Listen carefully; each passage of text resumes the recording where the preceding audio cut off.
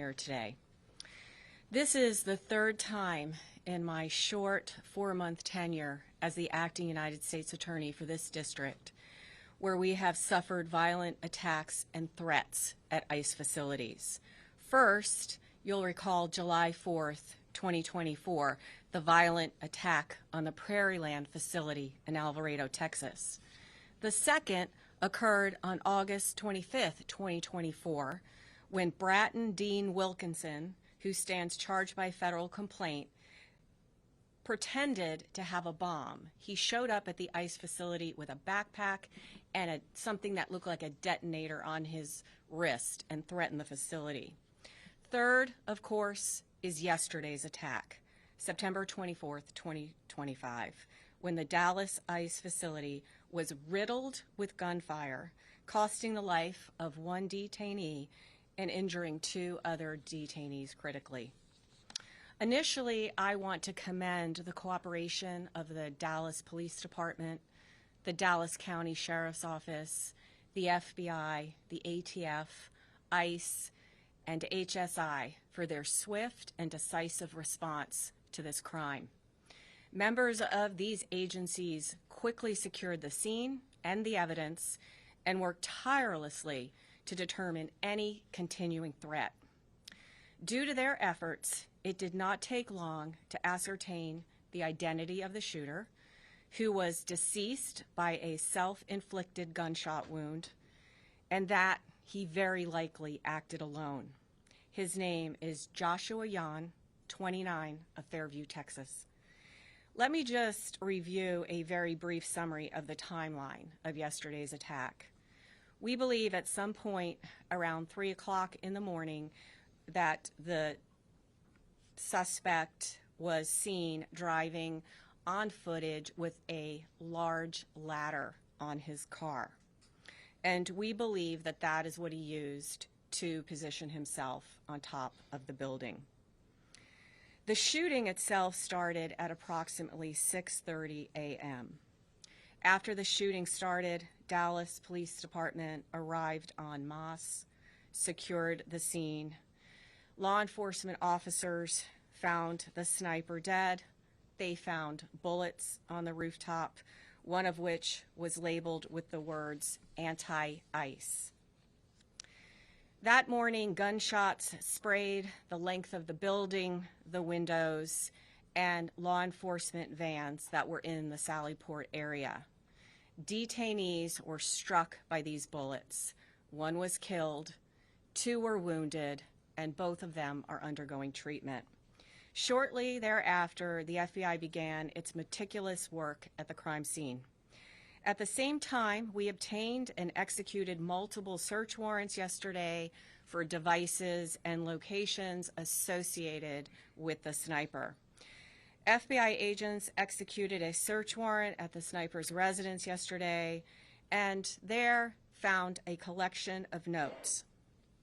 First, I want to point out that one of these notes or papers, the sniper explicitly states, "Yes, it was just me." That statement appears to be correct at this point in the investigation. Notably, these loose notes included a game plan of the attack and target areas at the facility. He called the ICE employees people showing up to collect a dirty paycheck. He wrote that he intended to maximize lethality against ICE personnel and to maximize property damage at the facility. He hoped to minimize any collateral damage or injury to the detainees and any other innocent people. It seems that he did not intend to kill the detainees or harm them. It's clear from these notes that he was targeting ICE agents and ICE personnel. The tragic irony for his evil plot here is that it was a detainee who was killed and 2 other detainees that were injured when he fired into the Sallyport. He also hoped his actions would give ICE agents real terror of being gunned down, and he did this to induce constant stress in their lives. He hoped his actions would terrorize ICE employees and interfere with their work, which he called human trafficking. And this, what he did, is the very definition of terrorism. Again, his notes reveal, yes, it was just me and my brain. And he said, good luck with the digital footprint. And of course, we take this to mean that he deleted evidence from his devices. His words were definitively anti-ICE. That said, we did not find evidence of membership in any specific group or entity, nor did he mention any specific government agency other than ICE. Among his papers, though, was a handwritten note in which, in crude words, he expressed his hatred for the federal government. Finally, I want to address the heroism of our federal agents yesterday. While under fire, ICE agents and ATF agents who were also present in the facility's Sallyport area worked together to remove detainees from the vans and get them to safety while the bullets were flying. These agents were heroic, clearly willing to lay down their lives to save the lives of the detainees in their custody. And that's an extremely important point to make at this point in time. I want to express my deepest appreciation for the bravery of these law enforcement officers yesterday and every single day that they go out there to keep us safe. I'll now turn it over to FBI Special Agent in charge of the Dallas Field Office, Joe Rothrock. Thank you.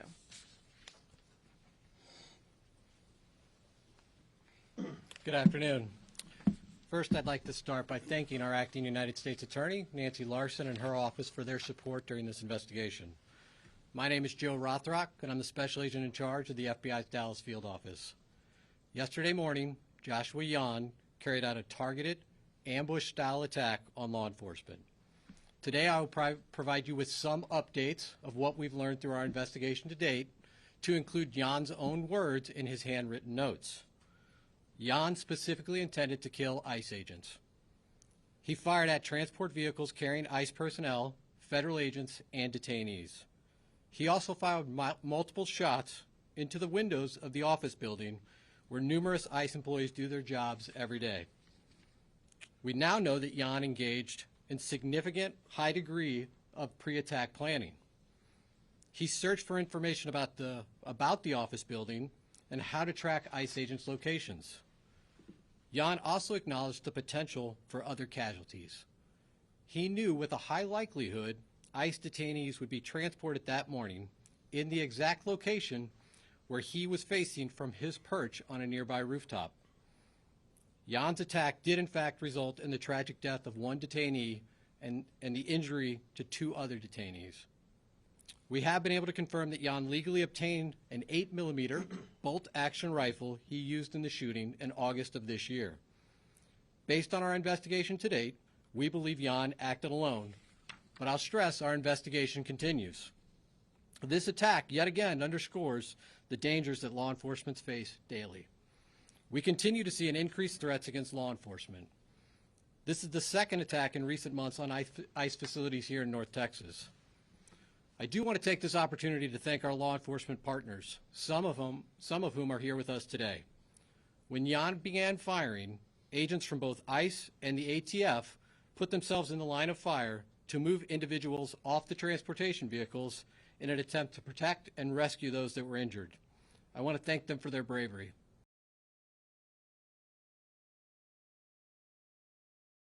Quickly responded to the scene without any hesitation and ran towards danger.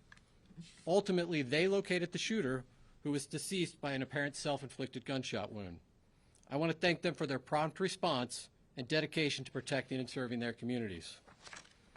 I also want to thank our partners that have assisted in this investigation, the Fairview Police Department, as well as our partners in Oklahoma, to include Bryant County Sheriff's Department, Durant Police Department, and Choctaw Nation Light Horse Police, as well as our personnel from San Antonio and Oklahoma City within the FBI that assisted.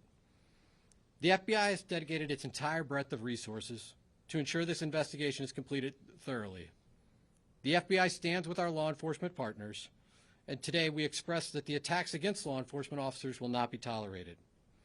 While we believe Jan acted alone, we are still asking that anyone with information about Jan or his activities report that to the FBI at 1-800-CALL-FBI or at www.fbi.gov/Dallas ERO shooting. And with that, I will turn it over to Director Charles. Good afternoon. My name is Marcos Charles. I am the ICE Executive Associate Director for Enforcement and Removal Operations. The attack on ICE's Dallas field office yesterday was tragic. And while our hearts and prayers are with the family of the detainees who were shot, the evidence is clear that this was intended as an assault on ICE personnel who come to work every day to do their job.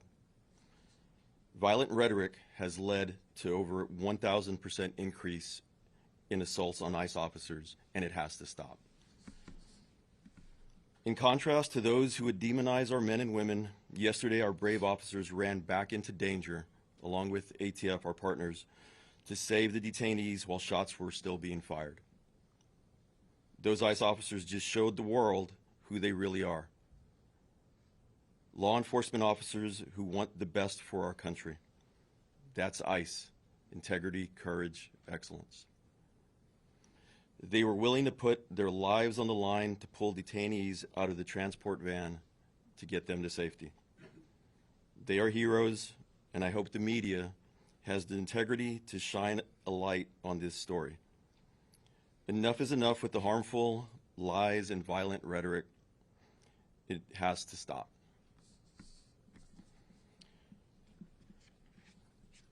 The shooter used the ICE tracking apps. Anyone who creates or distributes these apps that is designed to spot, track, and locate ICE officers are well aware of the dangers that they are exposing to law enforcement. It's a casting call to invite bad actors to attack law enforcement officers. It's no different than giving a hitman the location of their intended target, and this is exactly what we saw happen in Dallas yesterday. The media has been amplifying these apps even as we warned them it would only lead to more attacks on law enforcement. We truly wish we didn't have to say, "I told you so," but here we are. ICE continues to prioritize the safety and security of our personnel, detained aliens, and facilities to counter the increased wave of these lethal attacks. Again, we call on those who foment violence and vilify our law enforcement officers to cease the dangerous rhetoric. We also call on law-abiding Americans everywhere to report any suspicious activity. The individual that was out there yesterday shooting at our agents and our officers was trying to take the lives of law enforcement people doing their job. Instead, he killed a detainee and shot 2 others. That is something that's unacceptable. The rhetoric that's out there on social media, the rhetoric that is being said by some community leaders in other states needs to stop. There's been an increase in violence against ICE agents, not only in Texas and Dallas, but across the country in violent protests. Again, I ask everybody, just stop. Thank you. So we're going to open it up to questions now. So if you have a question, we'll direct it to the appropriate person. You're first up. Sean Murphy with the Associated Press. Can you tell an estimate of how many shots were fired and how he was able to get those off so quickly with the bolt action rifle? Yeah, so how I'll answer that at this point, again, I'll just remind you, this is an ongoing investigation. The ICE facility, the ICE office, really, it is a business office. This is where business is done on a daily basis by our partners at ICE. That is still an active crime scene. We still have personnel out there. As I mentioned earlier in my remarks, we brought in resources from San Antonio, Oklahoma City, obviously our own FBI resources here in Dallas, as well as folks from our lab, because we are going to do a thorough and exhaustive investigation and make sure that we have a full accounting of all the evidence that's at that scene. Again, those efforts are ongoing at this time. I'm going to go here real quick. Thank you. Miguel Candice, Factor Mundo. Can you talk to us more about the detainees in the van? Were they transported to Alvarado, Texas, and what happened to them? So you're referring to detainees that were not injured? Correct.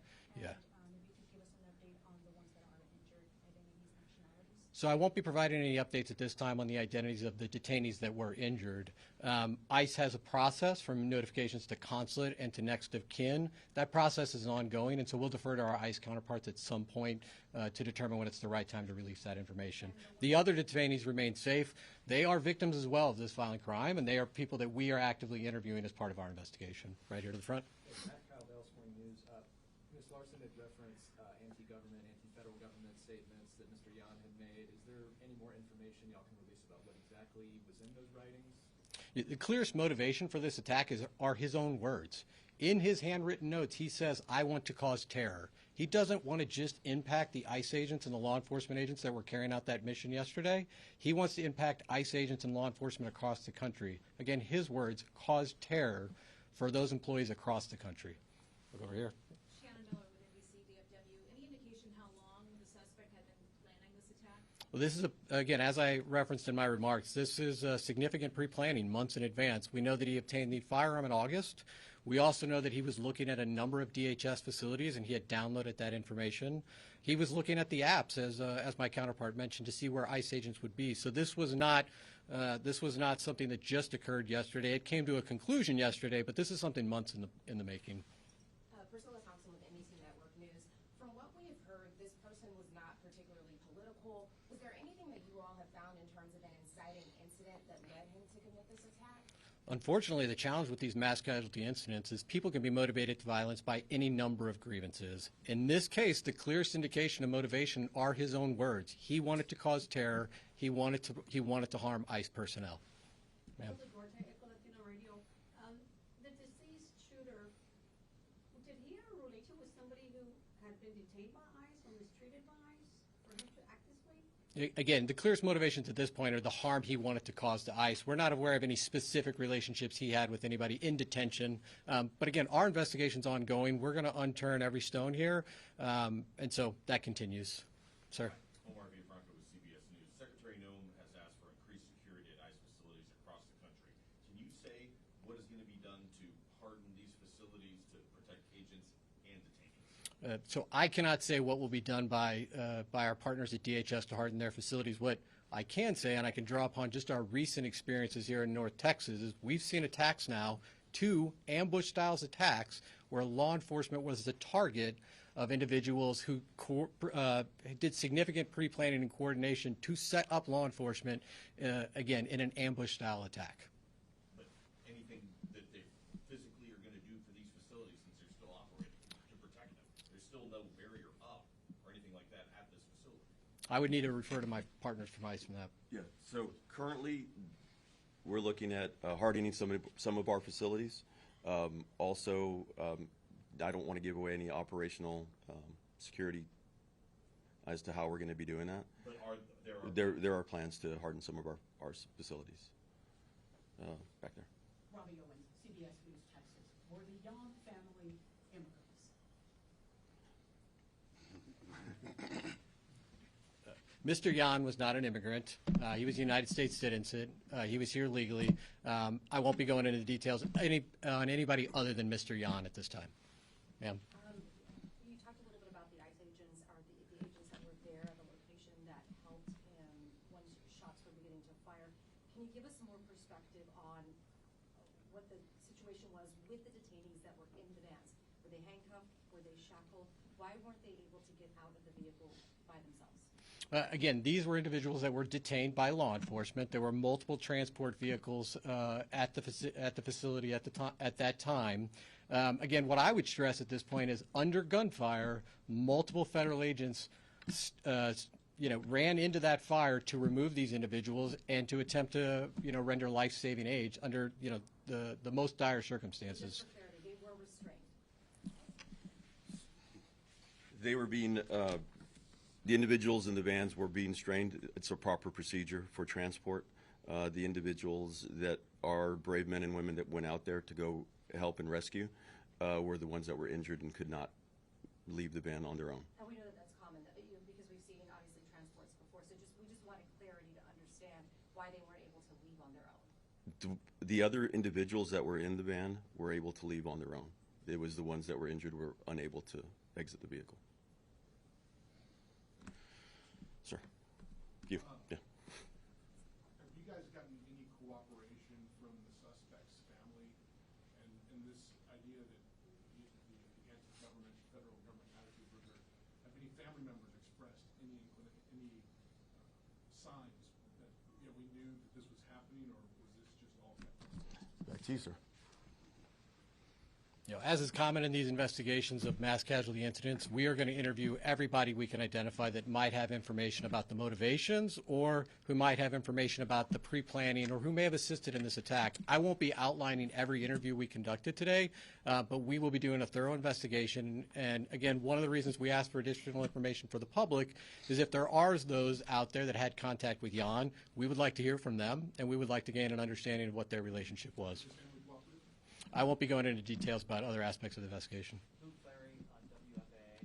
Can you expand on why you believe that he acted alone here, and can you go into it all, any activity he may have had in online forums or communities that may have influenced his action? So again, the totality of our investigation includes interviews, canvassing areas, collecting surveillance video. We're certainly looking at his digital footprint online as well as digital devices. I'm not going to outline the details from every one of those. Again, his own words called out that he committed this act alone, and all the evidence we have to date would indicate that that's accurate. Alex with Fox 4 News. You mentioned that the ICE facility, I believe, is still an active crime scene. Can you talk about what will happen in the coming days with that facility? Are there detainees being held there? Have they all been taken away? Is it operational as an office? It is going to remain an active crime scene for some time. Again, we will be there as long as it takes to make sure that we've captured every piece of physical evidence. Emma Ruby with the Dallas Observer. You mentioned the one bullet that was found with kind of ideological writing on it. Have any of the bullets found around the scene had any writing on them, or is it just the one? Again, active crime scene. We're still collecting physical evidence. Jim Schultz with ABC News. Around the crime scene, when this car was actually being towed, there was some writings on that vehicle. Can you give us a sense about what those were and how they play into your investigation? So the vehicle was searched as part of our investigation. I don't have additional details to share with you now about any writings, but certainly if we have updates, we'll provide those in the future. Ma'am. Ashley Killer with CNN.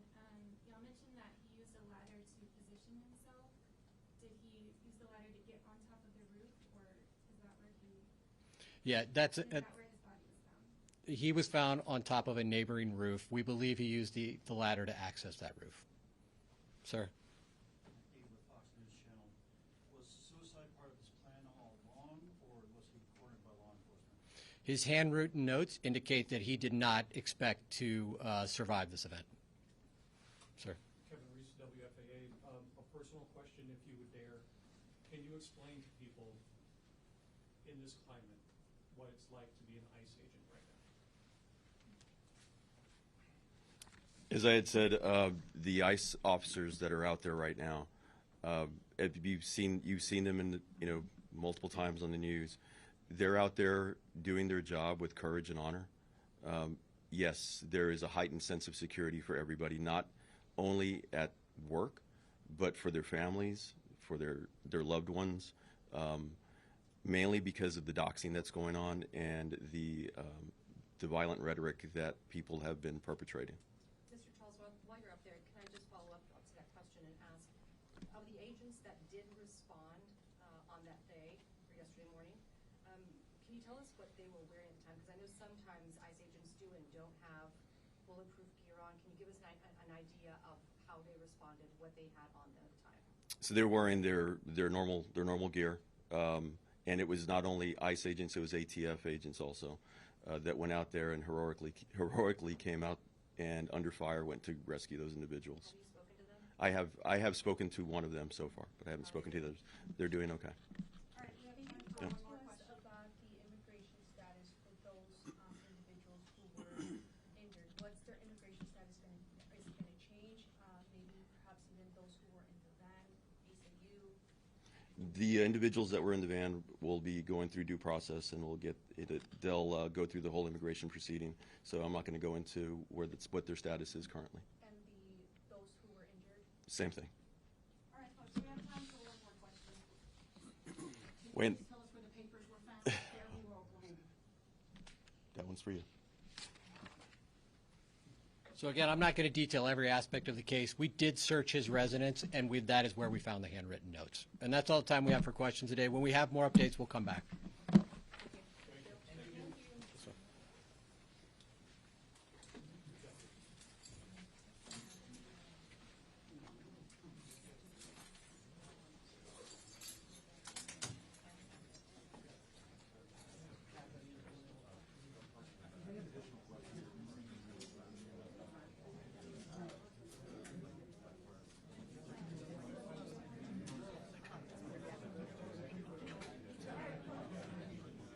I'm just gonna remind you, I should have put this out before we started, but, please sign in.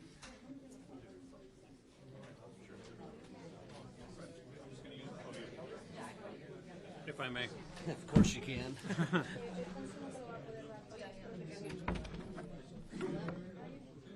If I can write today.